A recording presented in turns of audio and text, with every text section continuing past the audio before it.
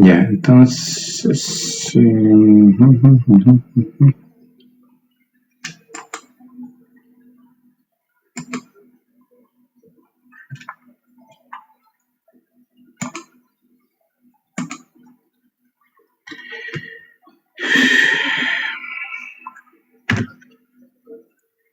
Ya, entonces, como dijimos, hoy día empezamos con la última unidad, que son las protecciones de distancia. Yo no sé si hay alguna consulta que quieran hacer de los otros antes de cerrar con esta unidad.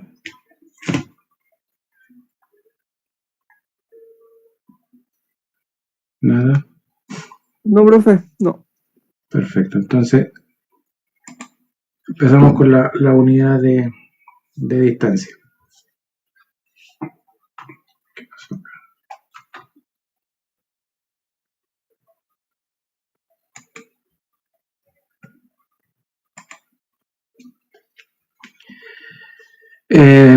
Bueno, como dice ahí, ¿cierto? Una de las formas de detectar una anormalidad en un sistema eléctrico de potencia es medir su impedancia o su reactancia en algún punto determinado del sistema, en este caso particular de la línea. Para este fin, dice, la información de voltaje y corriente se entrega a los relés de protección que miden en todo instante la impedancia o reactancia por fase en el sentido de operación y que actúan cuando sus magnitudes bajan de un cierto valor. En realidad, en estricto rigor, el relé no está midiendo directamente lo que es la impedancia, sino que está calculando la impedancia. ¿Y cómo la calcula? A partir del voltaje de la corriente, porque recuerden que a los relés la única información que les llega es la señal de los transformadores medida, tanto de potencial como de corriente, no les llega otra información. Entonces, lo que hace el relé de distancia es internamente calcular una impedancia a partir del voltaje, obviamente por la ley de Ohm, ¿cierto? Calcula la impedancia que está él observando en el relé. Dice, a las protecciones que operan bajo este principio se les denomina direccionales de distancia y se emplean principalmente en la protección de líneas de transmisión, puesto que la impedancia de una línea de transmisión es proporcional a su longitud. Para medir distancias, y por eso que se le llama distancia, se utiliza un relé capaz de medir la impedancia de la línea hasta un cierto punto.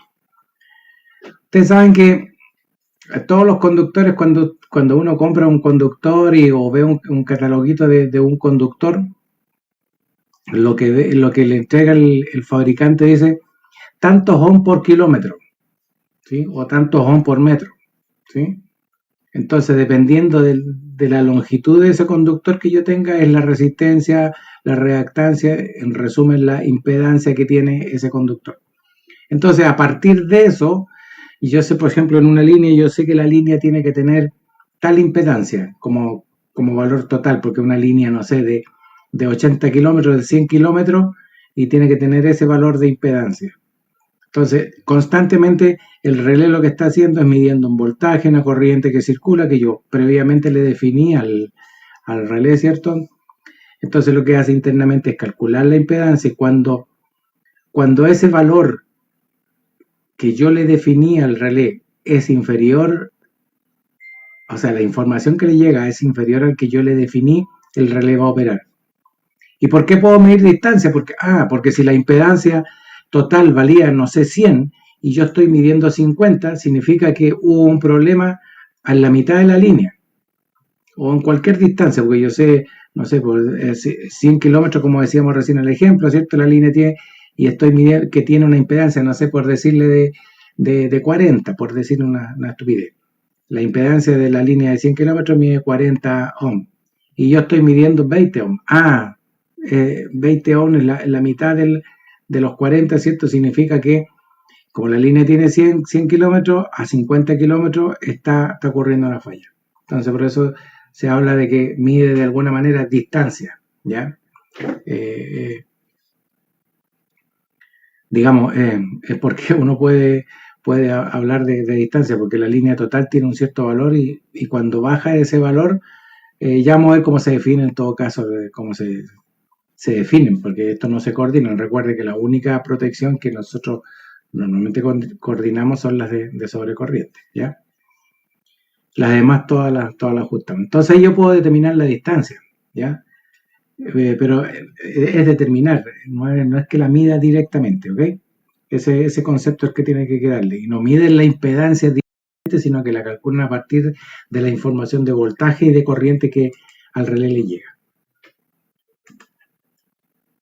Este tipo de protección se diseña para operar solamente con fallas que ocurran entre el punto de ubicación de los relés y un punto dado de la línea, de modo que pueden discriminar entre las fallas que ocurren en diferentes secciones de ella.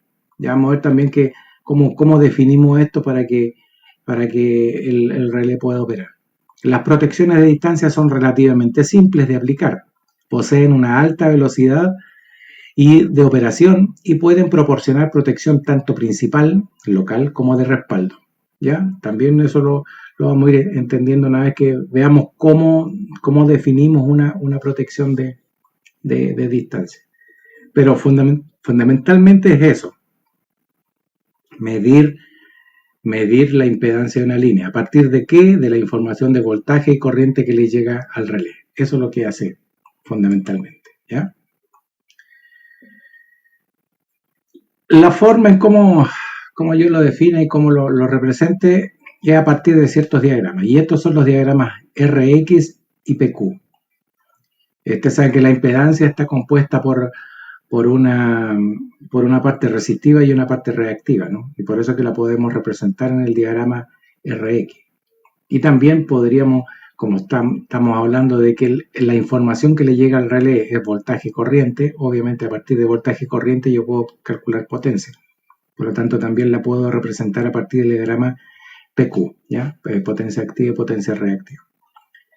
Entonces, como dice aquí, para comprender en mejor forma el funcionamiento de las protecciones de distancia, se requiere poder representar en forma gráfica las características de operación de sus unidades de medida. Dicha representación requiere la utilización de planos complejos adecuados, tales como los planos RX y PQ. Previamente, es conveniente recordar que por convención se define la potencia compleja S, según la expresión que está acá abajito, ¿no? Que ustedes ya la conocen, que la potencia compleja, el S es V por I conjugado, que considera positiva la potencia reactiva Q cuando la corriente atrasa el voltaje un ángulo phi, es decir, el S que es V por I conjugado se puede escribir como P más JQ, o desglosando un poco el P, ¿cierto? Sabemos que la magnitud es V por I por el coseno phi y la parte reactiva es V por I seno phi. ¿Sí? Positivo sabemos que en general consideramos, bueno, cuando es positivo pues estamos hablando de un sistema inductivo, ¿no? Que la corriente se atrasa respecto del voltaje. Eso es lo que tomamos como referencia nosotros positivo, ¿ya? Pero esta ecuación ya ustedes la manejan, así que... Entonces, en el diagrama RX, en este diagrama dice compuesto por un par de ejes ortogonales, se lleva en la abscisa la resistencia R y en la ordenada la reactancia X, de modo que cada punto del plano así formado representa una impedancia que queda determinada por su distancia al origen, el módulo, y por un ángulo phi que forma con la abscisa tal como se muestra en la figurita. Entonces aquí tengo un diagrama RX donde en la abscisa está la resistencia, ¿cierto? Y en la ordenada está la reactancia. Si le damos los valores, ¿cierto? La diagonal que une ese punto cardinal, ¿cierto? Es la impedancia Z, que está a un cierto ángulo phi respecto de la ordenada, perdón, de la abscisa, ¿ya? Esta es la representación de una impedancia cualquiera, así que hasta ahí no hay mayor drama. También podemos representar de esta manera, porque este ángulo de fase phi, ¿cierto? Se produce producto del voltaje y la corriente, ¿no? Por lo tanto, podemos representar de esta manera también, es decir, la corriente atrasada, y podemos tomar la corriente como referencia con ángulo cero, ¿cierto? Y considera, dos formas de verla, ¿no? O la corriente se atrasa respecto al voltaje, o el voltaje se adelanta respecto de la corriente. Entonces vamos a tomar la la corriente como referencia y le damos un ángulo cero. Entonces la figura anterior dice muestra el diagrama fasorial voltaje-corriente, donde se ha situado a la corriente como fasor de referencia, es decir, en el eje horizontal, con el fasor voltaje desfasado a un ángulo phi. De esta forma, ambos diagramas son absolutamente compatibles. ¿Por qué son compatibles? Porque es el mismo ángulo, ¿no? Si se considera la resistencia R, la reactancia X y la impedancia Z como operadores complejos y la corriente y el voltaje como fasores, se puede ver que hay compatibilidad de modo que se cumplen en forma correcta todas las relaciones fasoriales. A ver, aquí le hago una consulta. Siendo los dos números complejos, ¿la impedancia es un fasor o no? Porque los dos se escriben con un módulo y un ángulo, o sea, un número complejo. La impedancia es un fasor porque aquí estamos hablando, fíjense, que son operadores complejos y la corriente y el voltaje como fasores. ¿La impedancia es un fasor o no? Conceptos de redes de por allá, ¿no? Sí. ¿Sí? Sí, profe, sí. Ya que no sé cuántos tengo. Lo veo todo acá. Ya escuché a dos que dijeron que sí. Los demás, ¿qué dicen?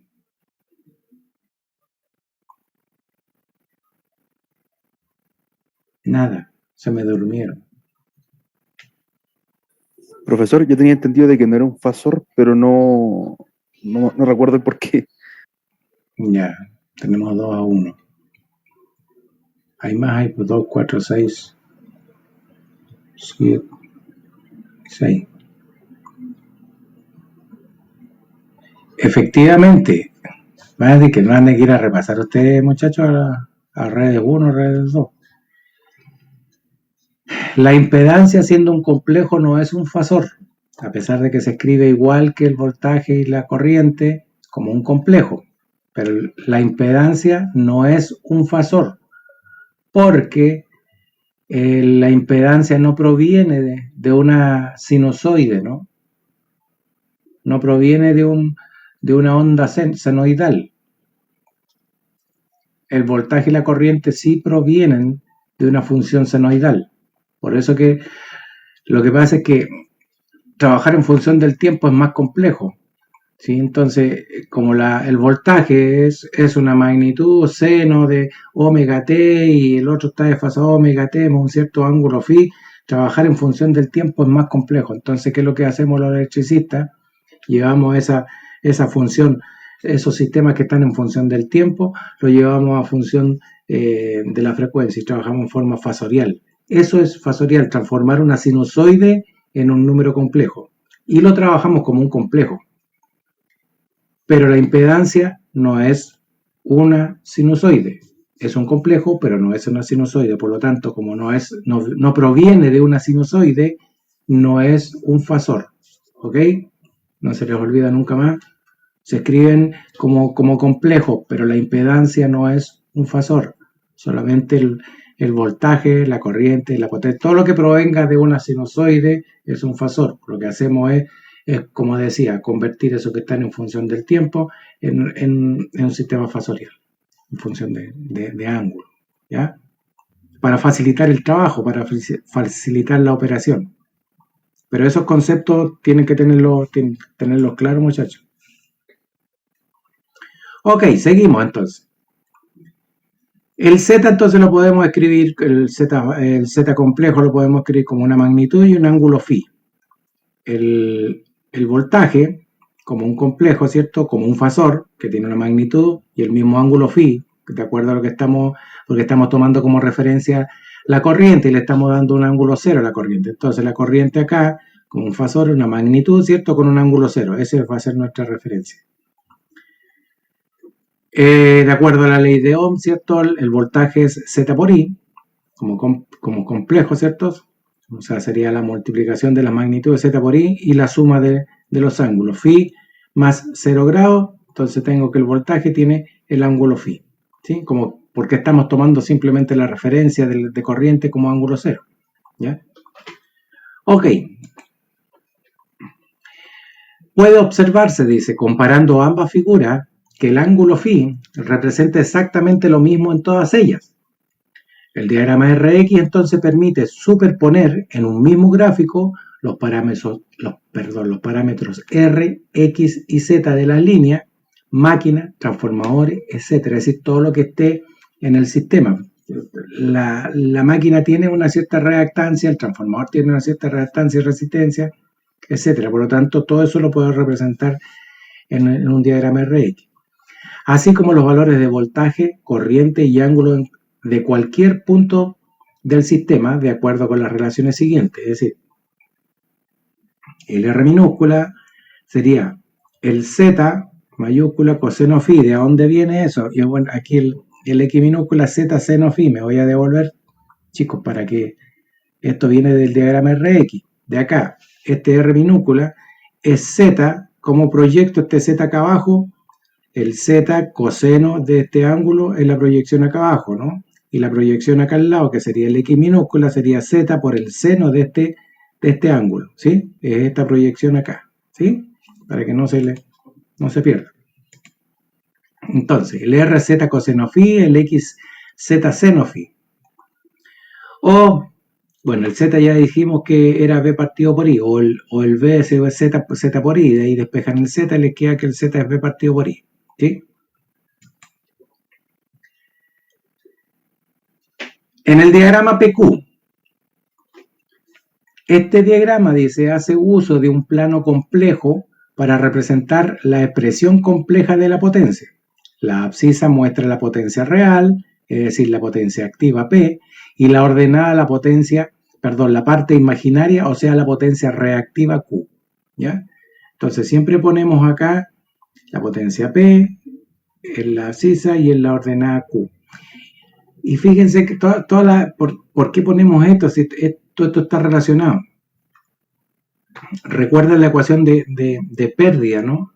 De pérdida en un sistema que siempre hemos hablado. Pérdida es I cuadrado por R. Es decir, P, todo lo que tiene que ver con P está relacionado con resistencia y todo lo que tiene que ver con Q está relacionado con reactancia. Se dieron cuenta que recién representamos R acá y el X acá. En la ordenada el X, en la abscisa el R. ¿Sí? Es porque están relacionados. No podría poner el P acá y el Q acá. Entonces, tenemos P en la abscisa, dijimos, y el Q en la ordenada, con el mismo ángulo phi. Entonces, la diagonal o el vector que me une el punto cardinal de este cierto PQ respecto al origen, sería mi mi potencia aparente, ¿no? Entonces, la potencia aparente. Y también puedo representar acá este P minúscula. El P minúscula sería esta proyección del S acá abajo, ¿no? Y esa proyección sería S coseno phi. O B por I coseno phi. Y este Q minúscula sería S por el seno phi, sería esta proyección acá, ¿sí? Y eso sería B por I seno phi.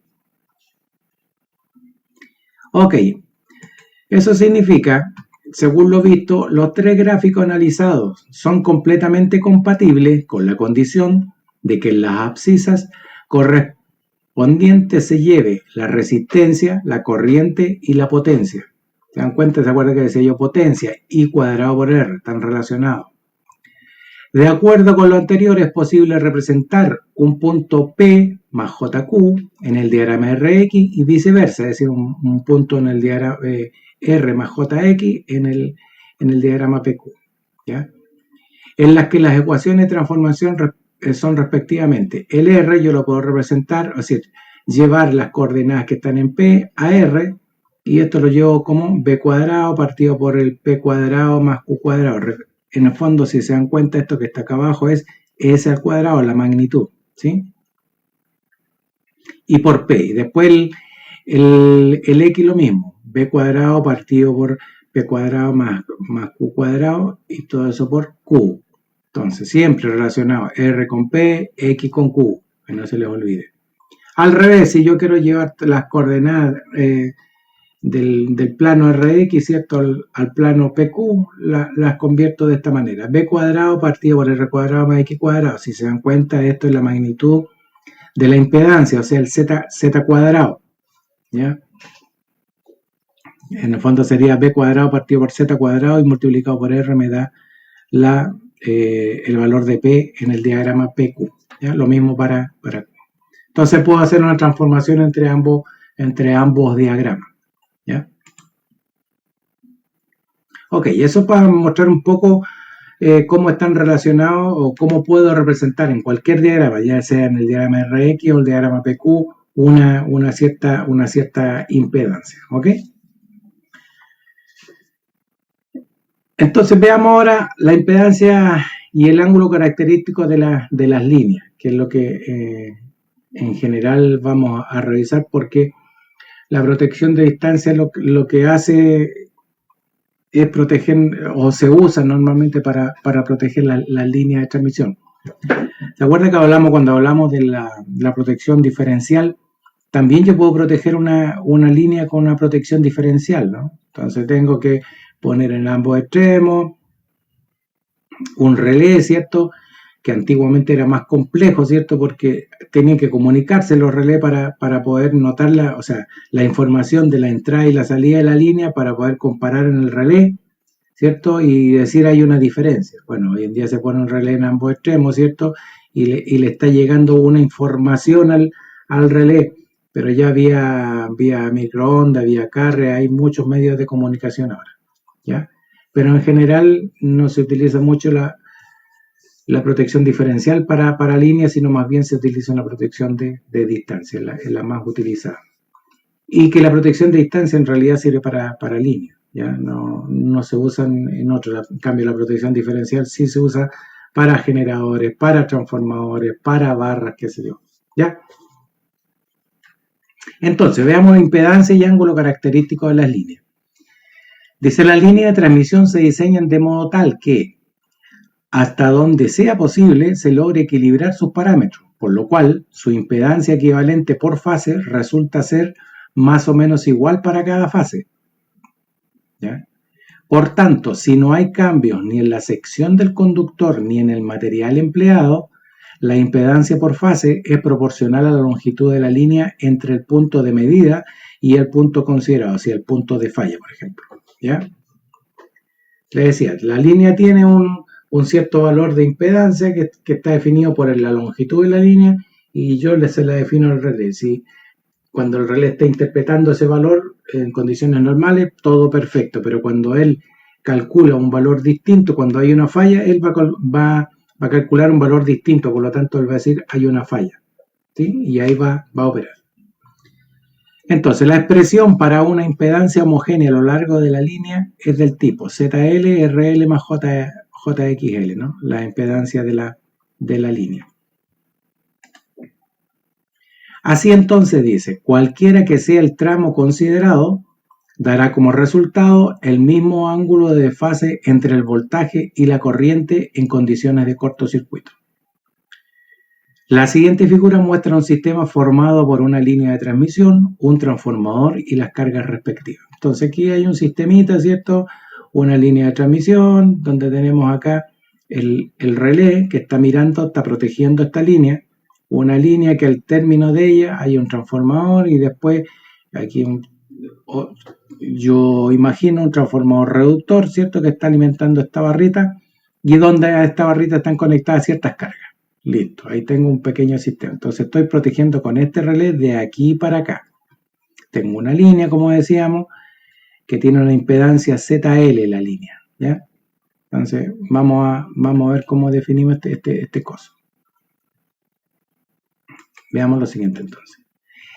En la siguiente figura se representa la línea en el diagrama RX. Entonces aquí yo tengo la impedancia de la línea como magnitud, que tiene un cierto valor resistivo y tiene un cierto valor reactivo, ¿ok? Con un ángulo phi sub L, que es el ángulo de la impedancia de la línea. Y dice, en la figura anterior, el trazo AC representa la impedancia de la línea. Si se produce un cortocircuito en el punto B, la impedancia queda representada por el trazo AB, ¿sí? con el mismo ángulo. Luego, el ajuste de los relés puede hacerse de modo que proteja la línea por completo, pero que no vea la falla en D, es decir, más allá del transformador. Es decir, yo le voy a definir a este relé que me proteja entre este punto y este punto, es decir, entre el tramo A y C. Y si ocurre una falla en B, él la va a detectar, ¿sí? Porque está viendo un valor menor, porque de aquí a acá hay un valor menor de impedancia. Por lo tanto, el relé va a ver ese valor y va a decir, ah, ocurrió una falla. Pero él no va a ver si ocurre una falla acá, él no va a ver esa impedancia. ¿Por qué? Porque va a seguir, como él está definido en este tramo, él va a seguir viendo ese valor de impedancia, ¿sí? Entonces, ante una falla aquí en D, él no va a ver esa falla que ocurre fuera del tramo que está protegiendo. Por eso, cuando uno lo define, ¿cierto? El relé también podríamos decir que es selectivo, porque protege solamente el tramo que yo le definí. No ve falla. Algo parecido a los relés diferenciales. ¿Se acuerda que decíamos los relés diferenciales son selectivos? ¿Por qué? Porque protegen toda la zona que queda comprendida entre los transformadores de corriente, ¿no? Cualquier falla que haya afuera, él no debiera operar. Y después también hablábamos de los errores, los transformadores y todo el cuento, y aparecieron los relés diferenciales de porcentaje, porque ante una saturación de un transformador de corriente, él podría operar. Pero decíamos que es eminentemente selectivo porque protege la zona que queda comprendida entre los TC. Bueno, aquí el relé de distancia es algo similar en el sentido de que yo le defino una impedancia, es el valor de... Y esa impedancia está definida para un cierto tramo de la línea. Si ocurre una falla entre medio, claro, él va a detectar un valor menor de la impedancia, por lo tanto él va a operar. Pero si hay una falla fuera de ese tramo, él no debiera operar, ¿ok? Entonces, es lo que estábamos diciendo. Luego el ajuste, dice, los relés puede hacerse de modo que proteja la línea por completo, pero que no vea una falla en D, es decir, más allá del transformador. En términos prácticos, los relés cuentan con zonas de protección, lo cual permite dar ajustes que abarquen un porcentaje de la línea, 80% por ejemplo, la línea completa más el primario del transformador, 110% por ejemplo, y finalmente el transformador completo más una parte de la línea siguiente o de la carga según sea el caso. Es decir, por una cuestión de errores que se pueden cometer, uno nunca le define el valor al 100% de la línea, sino que lo define un poquito menos, ¿ya? Que puede ser 80, 85% del valor de esa línea. Entonces, o si yo quiero, ¿cierto?, proteger la línea más el transformador, bueno, sumo la impedancia de la línea más la impedancia del transformador y le defino esa zona, ¿ya? Entonces ahí yo veo cuál va a ser mi zona de operación, pero en general uno protege como, bueno, ya vamos a hablar de las zonas de protección. Definen primera zona, es decir, la primera que va a operar entre un 80 y 85% de la línea. Y en segunda zona define más allá de esa línea, que podría estar la impedancia del transformador, pero podría ser otra línea también, ¿ya? Hasta más o menos uno lo define hasta como el 20, el 50% de la línea siguiente, y después en tercera zona define lo que haya más allá, si es que lo hay, ¿ya? Entonces, por ejemplo, a manera de ejemplo, supóngase que los componentes de un sistema de potencia, el que mostramos recién, se acuerda que había una línea, un transformador, después había una carga.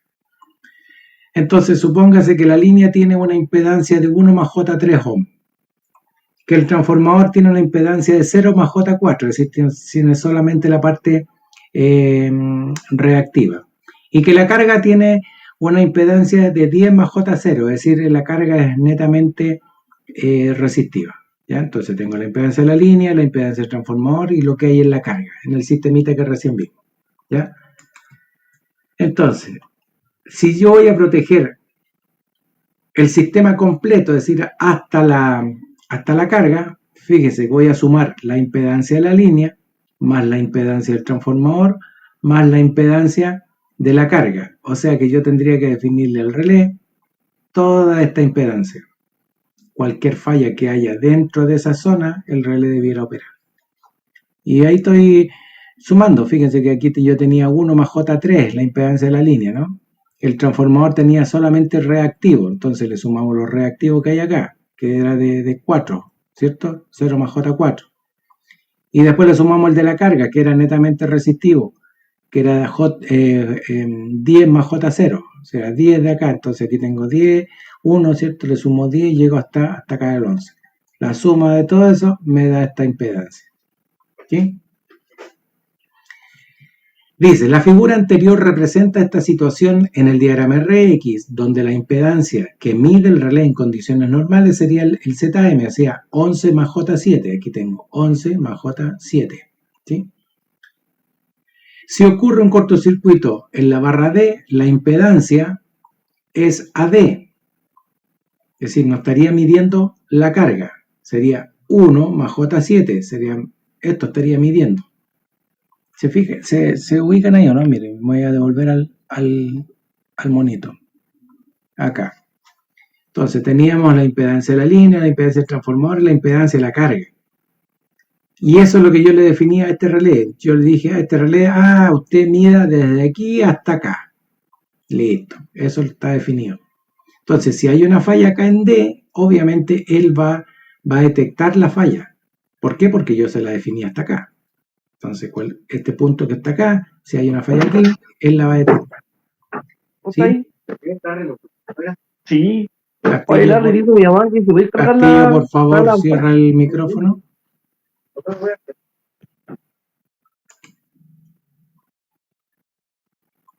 Ok, se entendió eso, muchachos, ¿no? Entonces, nos vamos al ejemplo nuevamente. Si ocurre un cortocircuito, esa es la barra D, la impedancia que haría ZAD 1 más J7 ohm. Si el cortocircuito ocurre en la barra C, la impedancia sería AC y sería 1 más J3. Es decir, la impedancia de la línea en cortocircuito queda representada entonces de la misma forma que la figura de la lámina anterior. ¿Ya? Es más o menos como para ejemplificar qué es lo que va ocurriendo. Yo le defino cierta impedancia y cualquier valor o falla que ocurra dentro de ese valor de impedancia, el relé debiera operar. ¿Estamos hasta ahí como concepto general, muchachos, de lo que hace el relé de distancia? Sí, profe. Ya. Para todos. Fernando, Bastián, Omar, Matías. ¿Todo bien? Sí, profesor. Ok. Normalmente, bueno, todas las protecciones en general, como les decía, son todas monofásicas. Son todas monofásicas. Pero en un sistema trifásico lo que simplemente hacemos es poner 3 relés monofásicos conectados de alguna manera. Y cada uno está revisando o protegiendo una fase. Y que al ocurrir, ¿cierto? Normalmente operan en forma trifásica porque operan sobre el interruptor principal, ¿cierto? Pero cada una de las protecciones es monofásica. Pero en este caso yo tengo que poner 3 relés, monofásicos, ¿cierto? Por cada línea. Y tengo que inyectarle la información de voltajes y de corriente para que él pueda interpretar. Entonces lo que vamos a ver ahora es cómo conectamos este relé para que, por ejemplo, pueda determinar fallas entre fases. Pues si está diciendo monofásico que hay una falla entre fases, cómo él va a detectar y para poder comparar y poder decir ocurrió una falla. Entonces lo vamos a conectar de la siguiente forma. Dice conexión del relé para fallas entre fases. Las fallas entre fases que ocurren en un CEP pueden ser de tipo bifásica o trifásica. ¿Sí? Monofásica no sería entre fases, ¿no?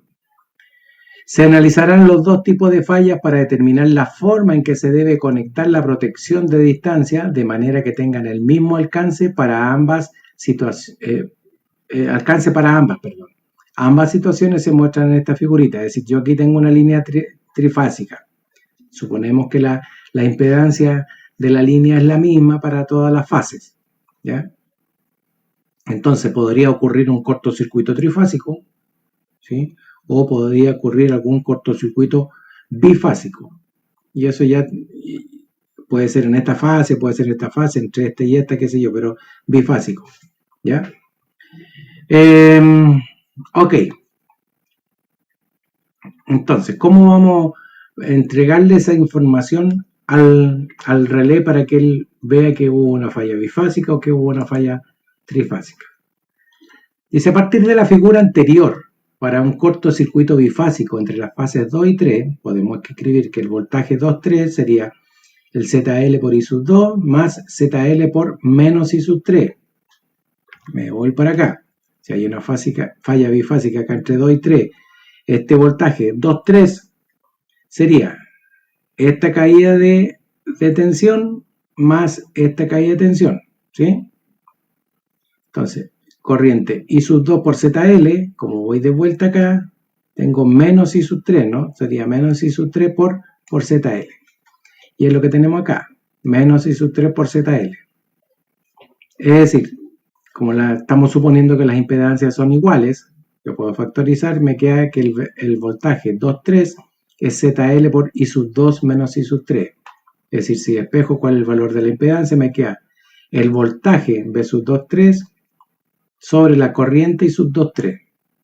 ¿Ya?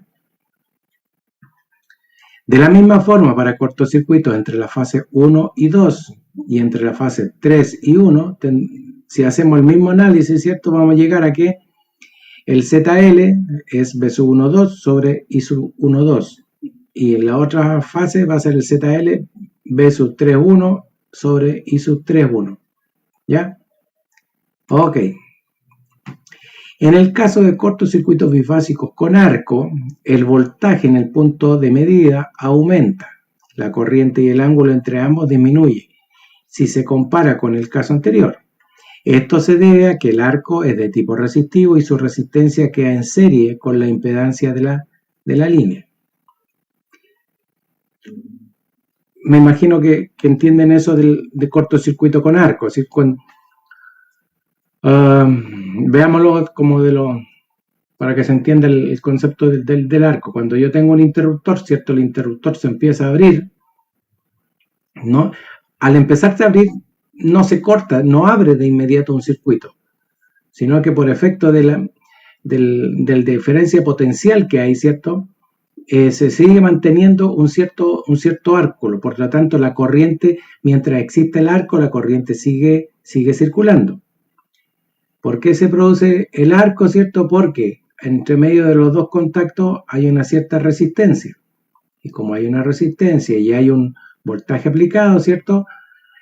Se produce una circulación de corriente, y esa es la que está reflejada en el arco. En la medida que yo voy separando los contactos, esa resistencia va aumentando, ¿sí? Entonces, hasta que esta resistencia o dieléctrico que hay aquí entre medio de los dos contactos no supere la diferencia de potencial, ¿cierto? El arco no se va a cortar, y mientras esté el arco es porque está circulando corriente, ¿ya? Que es la razón de por qué se inventan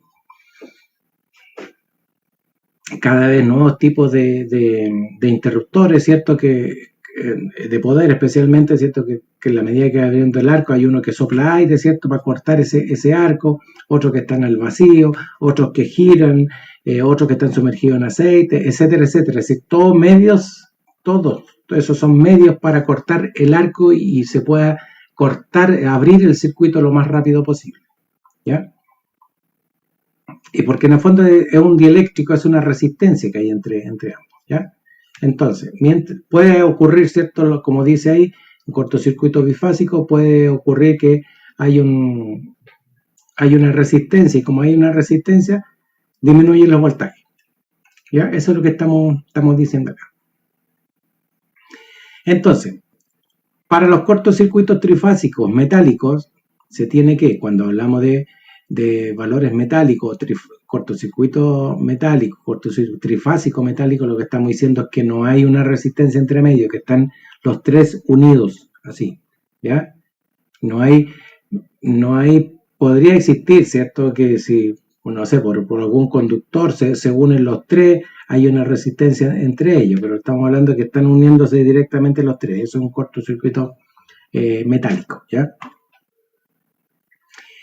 El ZL va a ser el B sub 1, porque como estoy uniendo las tres, va a ser el B sub 1 sobre la corriente I sub 1, va a ser el B sub 2 sobre la corriente I sub 2, el B sub 3 sobre la corriente I sub 3, es decir, la corriente que venía en la fase 1 con este voltaje de cada uno de ellos, de cada una de las fases en el fondo, ¿ya? Por eso que lo representamos de esta manera, aquí no existe un voltaje 1, 2, 3, ¿ya? Entonces, por otra parte, dice, según los siguientes diagramas, fíjense que tengo que el voltaje 1, que sería el voltaje de fase, y el voltaje 1, 2 sería el voltaje de línea, el voltaje entre 1 y 2. Siempre, si ustedes recuerdan la materia de redes, sabemos que el voltaje de fase está desfasado 30 grados respecto del voltaje de línea, ¿ya? Y entonces aquí tendría el voltaje B sub 2, 3, 30 grados desfasado respecto de el B sub 2, y después tengo el voltaje 3, 1, 2, desfasado 30 grados respecto al voltaje B sub 3. ¿Ya? Lo mismo para las corrientes, exactamente lo mismo. Entonces podríamos escribir que el voltaje B sub 1 es el voltaje B sub 1, 2 menos 30 grados. Es como llevar este fasor acá, ¿no? Menos 30 grados, me devuelvo 30 grados.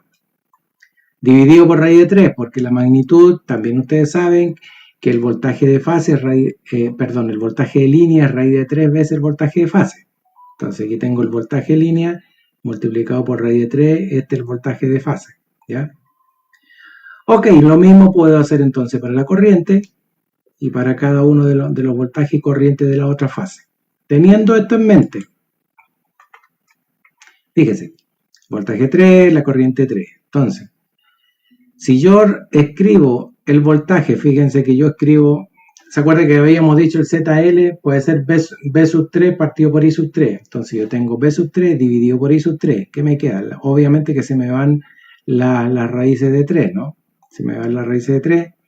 Y me queda el voltaje, el fasor, en el fondo, B sub 3, 1 sobre la corriente I sub 3, 1. Porque en el fondo, si esto lo paso para acá, ¿cierto? Se me van las raíces, me queda el B sub 3, 1 con ángulo menos 30 sobre el I sub 3, 1 con ángulo menos 30. Y esto sería en el fondo un fasor, ¿no? Entonces, y sigue siendo el mismo valor de la impedancia, ¿ya? Sigue siendo el mismo valor de la impedancia, no me ha cambiado. Entonces dice, se puede concluir entonces que en ambos casos es posible medir la impedancia por fase y con el mismo alcance mediante el uso de 3 unidades de medida, F1, F2 y F3, que determinen la impedancia de acuerdo con las tensiones y las corrientes dadas por la ecuación anterior. Es decir, el circuito de voltaje de cada unidad se alimenta con tensiones entre líneas y el circuito de corriente requiere tener 2 bobinas alimentadas tal como se muestra en la siguiente figurita. Aquí no hay problema, ¿cierto? En el voltaje, porque si yo quiero el voltaje 3.1, pongo un terminal en la fase 3 y en la fase 3 y en la fase 1, y tengo el voltaje 3.1. Pero las corrientes, yo no podría poner un transformador de corriente entre las dos, ¿no? Porque la corriente está yendo a la carga. Entonces, ¿qué es lo que se hace? Tengo que tener un relé que tenga 2 bobinas de tal forma que le pase una bobina, porque si recuerdan, la corriente, por ejemplo, 3.1 sería la corriente 3 menos la corriente 1. Entonces, al relé tendría que entrarle la corriente 3 de la fase 3 y entrarle la corriente 1, pero en sentido contrario, negativo, restarse para poder hacer esta corriente 3.1. No sé si se entiende ese juego de corrientes que van a entrar al relé.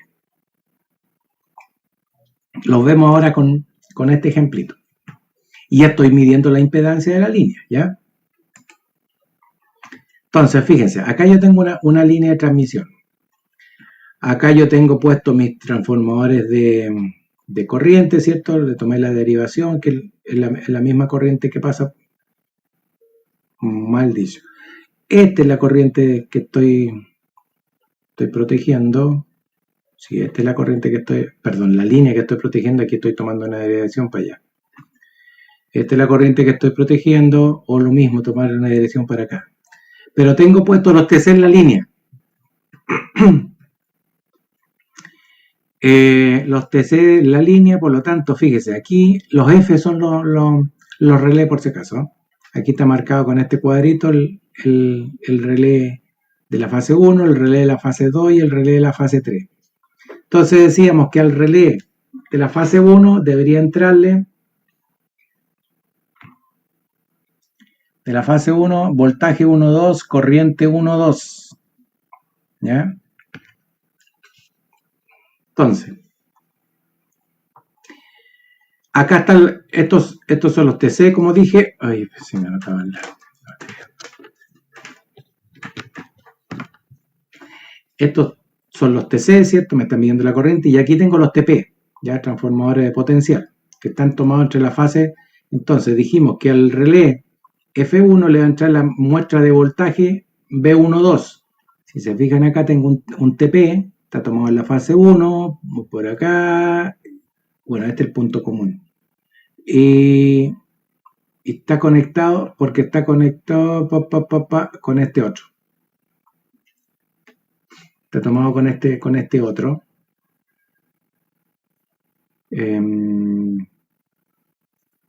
Acá está el secundario del TP. Fase 1, aquí tengo tomado fase 1, ahí está al relé 1. Y por este otro lado, fíjese, este extremo está tomado el secundario del TP2.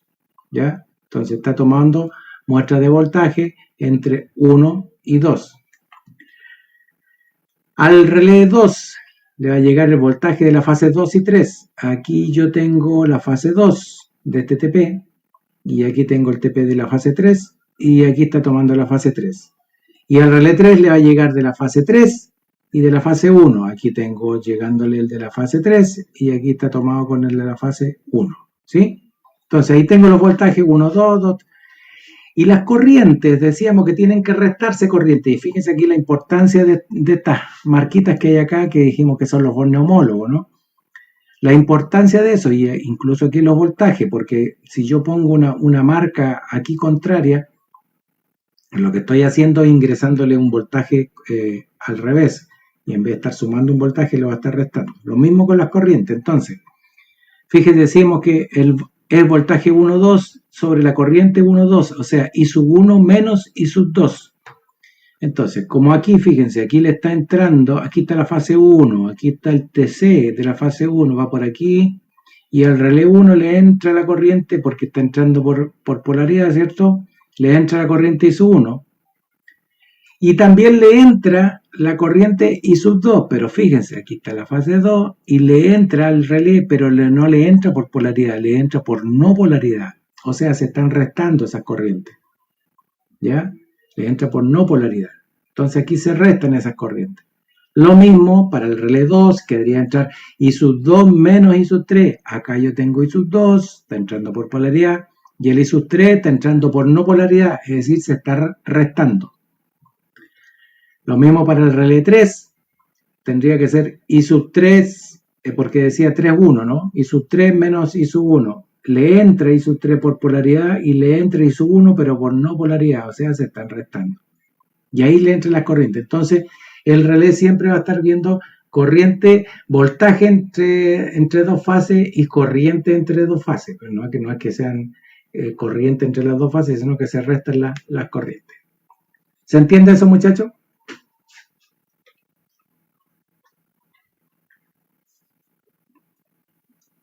Chicos, planeta Tierra.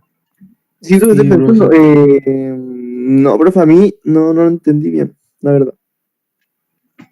Ok. Nos devolvemos para las ecuaciones. Ok. Decía, mire, me voy a devolver más acá. Decía que la impedancia de cada línea, ¿cierto? Yo la puedo definir o medir a partir del voltaje de fase y la corriente de fase de cada una de ellas, ¿cierto? Entonces, de la impedancia de la fase 1 va a ser B sub 1 sobre I sub 1. De la fase 2 va a ser B sub 2 sobre I sub 2 y de la fase 3 va a ser B sub 3 sobre I sub 3. Hasta ahí estamos, ¿sí? Y partiendo de la base que las tres impedancias, que la línea tiene las tres impedancias iguales, obviamente, ¿sí? Hasta ahí estamos claros, ¿no? Sí, profe. Ok, entonces, de acuerdo a este diagramita, que yo en realidad no voy a medir voltaje de fase, sino que voy a tener disponible voltaje en línea. Entonces, sabemos que el voltaje de línea con el voltaje de fase están desfasadas a 30 grados. Y aquí tengo el voltaje de la fase 1, está desfasado 30 grados el voltaje 1, 2. Lo mismo para el voltaje 2, 3 con V sub 2, y lo mismo el voltaje, perdón, V sub 2 con V sub 2, 3, y el voltaje V sub 3 con V sub 3, 1. ¿Cierto? Sabemos por otro lado que el voltaje de línea es raíz de 3 veces el voltaje de fase, ¿no? Por eso que el voltaje de línea es más grande que el voltaje de fase. Ok. Significa que yo este voltaje V sub 1 lo puedo escribir en función del voltaje V sub 1, 2, y eso lo escribo. Voltaje V sub 1, 2 es la magnitud del voltaje V sub 1, 2 con ángulo de menos 30 grados. ¿Por qué? Porque estoy llevando este fasor, lo estoy llevando para acá, ¿cierto? Menos 30 grados, me devuelvo. Y dividido por raíz de 3, porque ya dijimos, el voltaje de línea es raíz de 3 veces el voltaje de fase. Y como yo quiero el voltaje de fase, divido el voltaje de línea por raíz de 3 y me da el voltaje de fase. ¿Ok? Estamos hasta ahí, muchachos, ¿no? Sí, profe. La corriente, exactamente lo mismo. ¿Ok? Entonces yo dije que el ZL es B sub 1 partido por I sub 1. Es decir, yo divido esto dividido por esto. ¿Sí? Entonces, obviamente como estoy dividiendo, se me van a cancelar la raíz de 3 y me va a quedar B sub 1, 2 menos 30, ¿cierto? Y sub 1, 2 menos 30. Es decir, yo puedo escribir el voltaje en la impedancia como en función del voltaje de línea también. Es decir, estoy diciendo, lo que estoy diciendo acá, que la impedancia de línea puede ser entonces escrita como B sub 1, 2 sobre I sub 1, 2. O como B sub 2, 3 sobre I sub 2, 3. O como B sub 3, 1 sobre I sub 3, 1. ¿Sí? Lo mismo que está en monofásico lo puedo escribir como valores de fase, lo puedo escribir como valores de línea, ¿no? Y le decía que además yo puedo, el voltaje lo puedo medir directamente entre dos fases. Si pongo, entonces el teste se mide en paralelo entre fase 1 y fase 2, y puedo medir voltaje 1, 2, por ejemplo, ¿sí? Pero la corriente yo no puedo medir algo directamente con algo que me diga corriente I sub 1, 2. ¿Sí? La corriente que está circulando por 1 y corriente que está circulando por 2. La corriente I sub 1, 2 no es otra cosa que la diferencia, ¿cierto?, entre la corriente I sub 1 menos la corriente I sub 2. ¿Ok? Entonces, para que el relé pueda ver estas ecuaciones, las pueda ver y pueda calcular este Z, yo de alguna manera tengo que ingresarle la información. ¿Ok? Entonces, ¿cómo hago para ingresarle esta información al relé? Bueno, les decía que yo acá tengo mi relé. De partida el relé tiene que tener una bobina de voltaje y dos bobinas de corriente, ¿ya?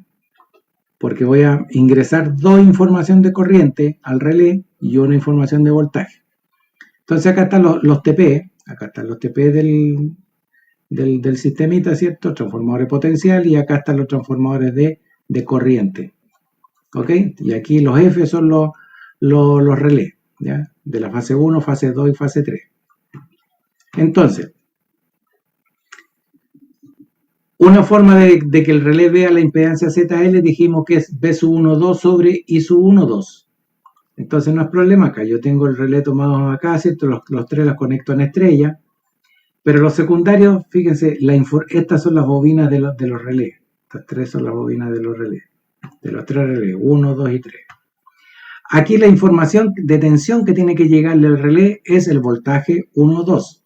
Entonces, para que le llegue la información del voltaje 1, 2, tomo de la fase 1 y se la pongo al relé ahí. ¿Ya? Aquí, esta es la fase 1, fíjese que acá arriba dice fase 1, ¿no? Entonces, esta es la fase 1, esta es la fase 2 y este de la fase 3. Entonces, tomo un terminal de la fase 1 y lo conecto al relé. Dije, voltaje 1, 2. Por lo tanto, al otro lado tendría que tener el voltaje de la fase 2. Y ahí le ingresé al relé 1, le ingresé el voltaje 1, 2. Pero el relé, ya, eso es en tensión. En corriente dijimos que tengo que ingresarle I sub 1, I sub 1, 2. Pero el I sub 1, 2 no es otra cosa que I sub 1 menos I sub 2. Entonces, aquí están las tomas de corriente. Y fíjese que aquí entra por polaridad al relé. Este es el relé 1. Entonces le entra una corriente I sub 1, positivo. ¿Ok? Y tengo que restarle I sub 2. Entonces la otra bobina del relé le ingresa I sub 2. Pero fíjense cómo ingresa. Por el polo, por el Borner no homólogo. Aquí está entrando por homólogo y aquí entra por no homólogo. Eso significa que las corrientes están restando. Entonces, al relé mismo, él está viendo dos corrientes, I sub 1 menos I sub 2, que es lo que necesitamos en la ecuación, ¿no? Y el voltaje P sub 1, 2. Ahí se entiende, muchachos, ¿no? Sí, profe, está más claro. Es lo mismo para la otra fase, que va a leer lo mismo, ZL, pero el voltaje que va a entrar, V sub 2, 3 sobre I sub 2, 3. Entonces, en el relé 2 ingreso a la fase 2, que ahí está, conecto a la fase 2 y al otro extremo tendría que estar la fase 3 y ahí está conectada la fase 3. Listo, voltaje 2, 3. Las corrientes tendría que ser I sub 2 menos I sub 3. Por lo tanto, aquí está el relé 2 y entra, I sub 2 entra por homólogo al relé y la fase 3 le entra por no homólogo, por lo tanto se está restando. Entonces está entrando I sub 2 menos I sub 3. Y lo mismo para el relé 3. ¿Ok? Eso es una condición que tiene que cumplirse, ¿cierto? Pero el relé tiene que tener una bobina de voltaje y dos bobinas de corriente. Cuando el relé tiene una sola bobina, lo que hay que hacer es utilizar externamente otro transformador de corriente, ¿cierto? Se utiliza un transformador de corriente auxiliar y se produce esa misma resta de corriente entre los TC y el transformador entre el resultado de esas dos corrientes. Es decir, se agrega un juego de relé de TC, perdón, no de relé, de TC auxiliares y entre ellos se hace las restas de corriente y el resultado es la que se le ingresa a la bobina del relé, en el caso de que el relé tenga una sola bobina de corriente, ¿ya? Ahí necesitamos dos TC, pero tiene que ingresarle una diferencia de corriente. Esa es la forma una forma de soslayar esa problemática. ¿Estamos hasta ahí, muchachos? Sí, profe. Perfecto. Y da lo mismo, ya sea falla trifásica o falla bifásica, ¿ya? La conexión es la misma, ¿ya? Porque lo que ve en el fondo, ¿se acuerda que vimos V1 sobre I sub 1? Lo que está viendo en la falla trifásica es eso. Como yo uní acá, está viendo cada uno de los voltajes con cada una de las corrientes. Pero en las fallas bifásicas tengo tres alternativas, entonces había que ver cómo conectamos para eso, ¿ya? ¿Qué pasa con los relés cuando existe una falla monofásica? Es decir, supóngase monofásica de una fase a tierra, a través ya sea de metálica o a través de una impedancia. Y es lo que vamos a ver en este parrafito. Dice conexión de la protección para fallas monofásicas. Para el análisis se considerará el sistema cuyo diagrama unilineal se muestra en esta figurita. Aquí yo tengo la impedancia, ¿cierto? De un sistema, hay una barra y aquí en realidad está mal representado, pero aquí lo que estamos representando es el relé. Aquí debería haber un transformador de corriente que llega al relé. Lo pusimos directamente, pero es una representación. Aquí a la entrada de esta impedancia o de esta línea estoy poniendo un relé para que proteja hacia allá. Y aquí está ocurriendo una falla a tierra, directamente a tierra. Esta es una falla metálica, es decir, porque la fase va directamente a tierra, no está a través de una impedancia.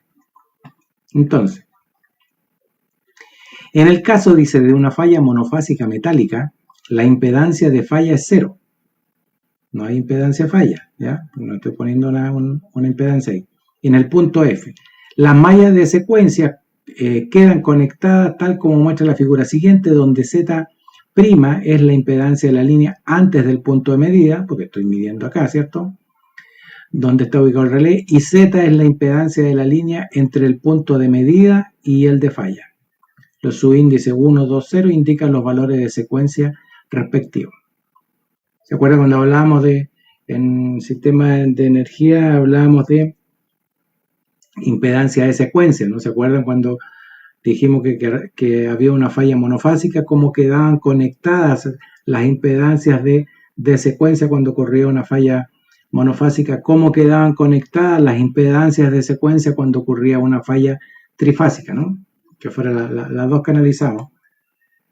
Entonces, aquí tengo el diagrama, el esquema de los circuitos equivalentes, ¿cierto? Para las distintas secuencias, secuencia positiva, secuencia negativa y secuencia cero. Y decíamos que cuando ocurre una falla monofásica, los circuitos de secuencia quedan conectados en serie, ¿no? Y dijimos cuando hay una falla trifásica solamente interviene el circuito de secuencia positiva. Entonces, aquí estaría la impedancia, como decíamos, ante el punto de medida. Aquí está la impedancia de la línea, o de la línea, pero antes del punto donde yo tengo puesto el relé. Aquí está la impedancia de la línea y aquí está el punto de falla. Aquí ocurrió la falla. Listo. Entonces, como ahí ocurrió la falla, es una falla metálica, es decir, no hay una impedancia por medio, aquí no aparece una impedancia, ¿ya? Como lo vimos en sistema de energía, ¿cierto? Que cuando hay una falla, aquí me aparece una impedancia con 3 veces el valor, etcétera, que eso deriva de un análisis de la ecuación. Pero como es falla metálica, la impedancia es 0. ¡Pum! Aquí está. Entonces están conectados los tres en serie.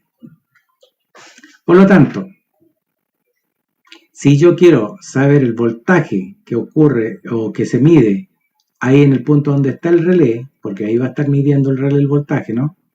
Dice la tensión fase neutro en el punto de medida para la fase A sería el V sub AM, que sería acá, sería la suma de este voltaje V sub AM0, V sub AM2, V sub AM1, secuencia positiva, secuencia negativa y secuencia 0. Ahí están factorialmente sumados los 3 voltajes, ¿ya? Componente de secuencia, componente de fase. A partir del circuito de la figura anterior, dice, se pueden determinar entonces los voltajes de secuencia en el punto de medida, que serían V sub AM1, que sería Z1 por I sub A1 más V sub A1. Este voltaje que está acá, ¿cierto? Sería el Z1 por I sub A1 más V sub A1. Este voltaje que está, perdón, acá. Z1 por I sub A1, este voltaje sería esta caída más este voltaje de acá, ¿no? Por ley de voltaje de Kirchhoff, ¿sí? Este voltaje más esta caída me da este voltaje de acá. ¿Ok? Entonces tengo V sub A1, Z1 por I sub A1 más V sub A1. Lo mismo para el voltaje de la secuencia negativa, Z2 por I sub A2 más V sub A2. Para el voltaje de la secuencia 0, Z0 por I sub A0 más V sub A0. Listo, tengo los 3 voltajes ahí en el punto de medida. Reemplazando estas últimas ecuaciones en la ecuación anterior y considerando, dice, que la suma de los voltajes de secuencia en el punto de falla es 0, ya que la impedancia de falla es 0, se puede escribir que el V sub AM, el voltaje de la fase A en el punto de medida sería Z1 por I sub A1, ¿cierto? Más Z2 por I sub A2 más Z0 por I sub A0. ¿Ya? Porque la suma de estos 3 voltajes en ese punto es 0. ¿Por qué es 0? Porque, fíjense, voy a darlo mejor acá. Este voltaje, ¿por qué es 0? Porque la suma, porque acá no hay una impedancia. De acá hubiese una impedancia, hay una diferencia potencial, por lo tanto, en la suma de estos 3 ya no sería 0. ¿Sí? Pero en este caso, como es una falla metálica, ¿cierto? Es como unir este punto con este punto, por lo tanto, la suma de esto más esto más esto le hace 0. Por lo tanto, la suma de estos 3, sí, al sumar estas 3 cosas, estos se me van a sumar y se me hacen 0. Por lo tanto, solamente me queda esto más esto y más esto, ¿sí? En general, en las líneas dice se tiene que el Z1 es igual al Z2. Y por otra parte, el I sub A0 es el I sub R tercio, donde I sub R es la corriente residual, es decir, la que circula por el neutro a tierra. Con las consideraciones anteriores, la ecuación anterior queda entonces Z1 igual a Z2, ¿cierto? Entonces yo factorizo acá en Z1, me queda I sub A1 más I sub A2, más el Z0 por la corriente I sub A0, que sería I sub R sobre 3, o I sub R tercio. La corriente de la fase A en función de las componentes simétricas, la fase A sería I sub A0 más I sub A1 más I sub A0, lo que implica que el I sub A1 más el I sub A2, que el que tengo acá, lo despejo, sería el I sub A menos el I sub A0, ¿sí? Despejado desde acá. La ecuación queda entonces, reemplazo el I sub A1 más el I sub A2 y me queda que el Z1, o sea, el B sub AM sería Z1 por I sub A menos I sub A0 más el Z0 por I sub R tercio. Haciendo las operaciones respectivas y recordando que si se expresa la corriente prefalla, es decir, la corriente prefalla es la corriente que existía en ese punto antes que ocurriera la falla, I sub A es igual a I sub A R, es decir, la corriente que había antes de falla sería la misma I sub A, que es la que estaba circulando, ¿no? Y ordenando se tiene entonces, o sea, vamos a decir que esto es I sub A también, ¿ya? Ordenando un poquito la ecuación, vamos a llegar a esta ecuación. B sub AM es Z1 por I sub A, factor de 1 más K sub T, donde K sub T es la diferencia de impedancias, ¿ya? La diferencia de impedancia. Entonces, se haciendo la operación acá, eso es lo que estamos diciendo, ¿ya? Entonces, me queda que Z1 por I sub A, factor de 1 más K sub T, donde K sub T se denomina coeficiente de impedancia tierra, y este K sub T vale Z0 menos Z1 dividido por 3Z1. Eso, insisto, muchachos, es reemplazar este I sub A acá y hacer la operatoria correspondiente, ¿ok? Si ustedes multiplican acá este cuento, reemplazan este acá y multiplican, van a llegar a toda esta ecuación que está acá arriba. Ok. Entonces, tenemos que el B sub A sería Z1, como decíamos, por I sub A, por este factor de E. Si se considera que para líneas de muy alta tensión se puede encontrar que el Z1 es 0,43 ohm por kilómetro aproximadamente, la impedancia de secuencia positiva, que el Z0 es 1,3 ohm por kilómetro, resulta un KT de 0,67. Esto es una estimación por los años de circo que llevan, ¿cierto? La gente, más o menos se ha llegado a determinar que son aproximadamente estos valores. Supongamos estos valores entonces, y significa que el KT vale 0,67. ¿De dónde? Pues desde acá, de esta ecuación de acá. Z0 menos Z1 partido por 3Z1, es decir, Z0 1,3 menos Z1, ¿cierto? Y dividido por 3Z1 me da que el K sub T vale 0,67, ¿ya? A partir de las ecuaciones anteriores, entonces, se puede apreciar que el voltaje en el punto de medida se ve incrementado en una caída de tensión Z1 por I sub A por K sub T o bien Z1 por I sub R por K sub T. Desde otro punto de vista y según sea la fase fallada, vamos a tener que el Z1 puede ser, que es B sub AM, ¿cierto? Sobre I sub A más I sub R por K sub T. También podría ser B sub M, la fase B, I sub B más I sub R por K sub T. O de la fase C, B sub C sobre I sub C más I sub R por K sub T. Es decir, la impedancia, vamos a suponer, la impedancia de secuencia positiva, ¿cierto? Se puede obtener a partir de cualquiera de las tres fases en el punto que estamos haciendo la medición. Recuerden que M es el punto donde estoy haciendo la medición, M es de medición. Para que la impedancia Z1 se iguale con la impedancia de línea ZL, es necesario entonces restar a la corriente de fase el valor I sub R K sub T, lo que se logra mediante el circuito de la siguiente figura, que incluye solo las unidades de corriente. Porque el voltaje va directo, fase neutro, así que en ese no tenemos problema. Lo que nos interesa es qué corriente es la que le inyectamos al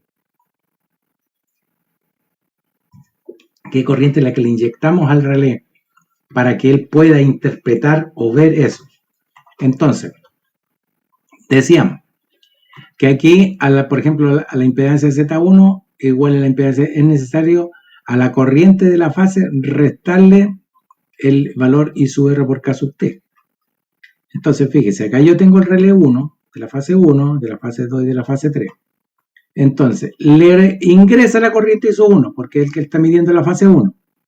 Y le restamos I sub R por K sub T. ¿Y de dónde sacamos el I sub R por K sub T? Lo sacamos desde acá del neutro. Fíjense que en el neutro de los TC, en la corriente residual, ¿cierto? Yo voy a regular la corriente que necesito restarle por una constante K, ¿cierto? Voy a sacar un valor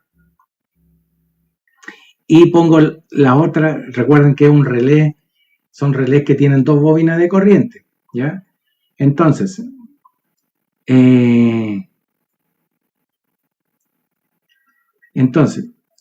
a cada uno le va a entrar su correspondiente corriente de fase, I sub 1, I sub 2, I sub 3, que entran por borneomólogo, fíjese. Borneomólogo entra, borneomólogo entra, borneomólogo entra. Y le tengo que restar esta otra corriente. Por lo tanto, al relé tiene que entrarle la corriente por borneomólogo. Entonces, de aquí, fíjense que yo hago una derivación para regular esta corriente, para calcular los valores que necesito regular ahí. Y la corriente está en este sentido. Del neutro, cierto paso, y la corriente va a circular en este sentido, y por lo tanto a este le entra I sub R por KT por no homólogo. Como es la misma corriente para los tres relés que le voy a restar, entra por no homólogo en este otro, sigue por acá la corriente y entra por no homólogo para el tercer relé. Y así esta corriente circula acá. ¿Ya? Es decir, conecto los tres en estrella acá, y entre los neutros, ¿cierto? Yo hago circular una corriente que sería el I sub R. Entonces, le estoy ingresando al relé esto. ¿Sí?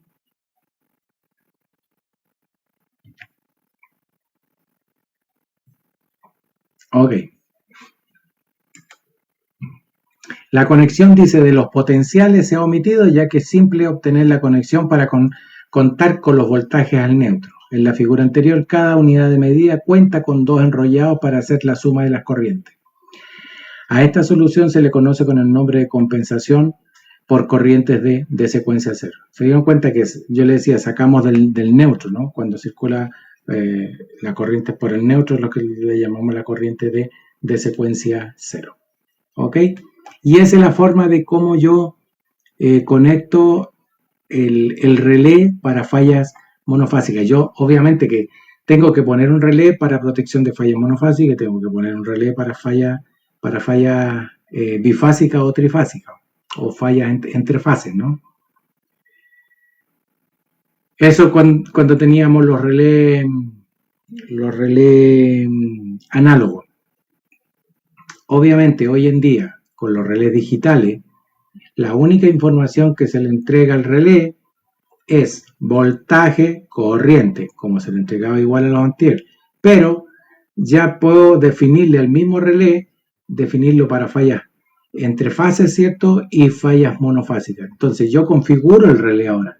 Le voy a dar los ingresos, qué corriente entra, qué corriente no entra, cuánto entra, cuánto no entra. Todo eso yo ahora lo programo. ¿Por qué? Porque ya dijimos, los relés digitales hoy en día en el fondo son un pequeño microcomputador que hay adentro y lo que hace es las ecuaciones matemáticas. ¿Cuáles ecuaciones matemáticas? Las mismas ecuaciones matemáticas que estamos viendo acá. ¿Sí? Entonces, con programación, él va a interpretar, mira, este voltaje se suma, se resta, qué sé yo, hace toda la operatoria adentro. Pero los relés análogos, él no podía hacer operaciones matemáticas, no hacía cálculos directos como con un computador, sino que entraban los valores físicamente. Entonces, esto es lo que estamos viendo acá, el ingreso de los valores físicos. Entra la corriente I sub 1, entra las diferencias de corriente.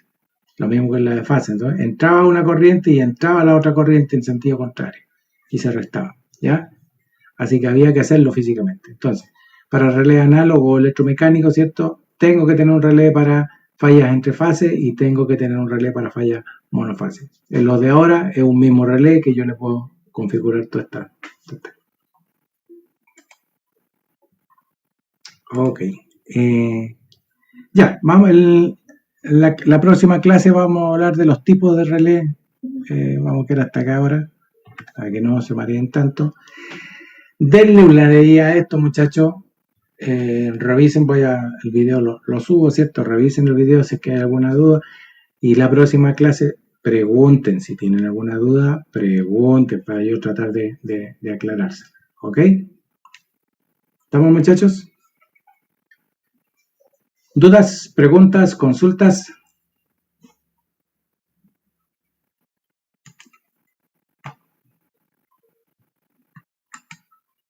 Bueno.